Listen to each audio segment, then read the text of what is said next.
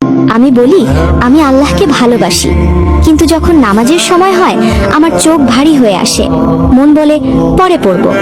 আমি বলি আল্লাহ আমার সব কিছু, কিন্তু দুনিয়ার কাজ, দুনিয়ার মানুষ, দুনিয়ার লাভ সব কিছুর জন্য সময় আছে, শুধু আল্লাহর জন্য সময় হয় না।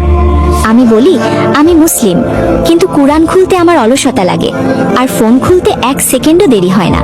আমি জান্নাত চাই, আমি আল্লাহ রহমত চাই, কিন্তু যেই গুনাহ আমাকে আল্লাহ থেকে দূরে নিয়ে যায় সেই গুনাহ ছাড়তে আমার মন চায় না। আমি দোয়া করি ইয়া আল্লাহ আমাকে ক্ষমা করে দাও, কিন্তু সেই একই গুনাহ আবার করতে আমার অন্তর কাঁপে না। আমি দাবি করি আমি আল্লাহকে ভালোবাসি, কিন্তু তার আদেশ আর আমার নফসের মধ্যে যখন বেছে নিতে হয় আমি বেশিরভাগ সময় নফসকেই বেছে নিই।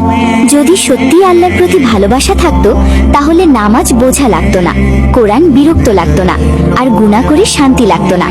কারণ ভালোবাসা শুধু মুখের কথা না, ভালোবাসা ত্যাগ চায়, ভালোবাসা আনুগত্য চায়, ভালোবাসা প্রমাণ চায়। যে আল্লাহকে সত্যিই ভালোবাসে সে আল্লাহর অবাধ্য হয়ে কখনোই শান্ত থাকতে পারে না। আজ নিজেকে একবার প্রশ্ন করো, আমি কি সত্যিই আল্লাহকে ভালোবাসি, নাকি শুধু মুসলিম পরিচয়টা ভালোবাসি?